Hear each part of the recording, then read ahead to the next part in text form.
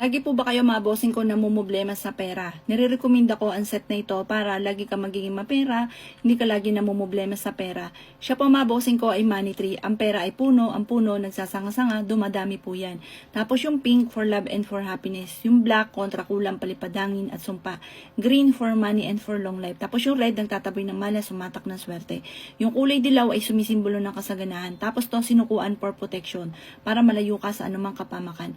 Nilagyan ko po ito mga bossing ko ng pinagbay ng anitap-tap. Maswerte po siya lalo na sa pera. Tapos nilagyan ko rin siya ng cinnamon. Ang cinnamon, money magnet for love and for happiness. Tapos nilagyan ko rin siya ng mga shell kasi ang shell yan po ay money magnet.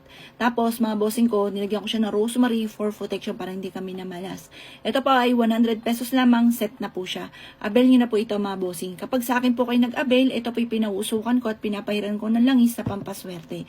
Kaya kung nais po ninyo matatag ang inyong kaperahan, hindi ka lagi nauubusan, ito ang kailangan po ninyo. Avail nyo na po ito mga bossing.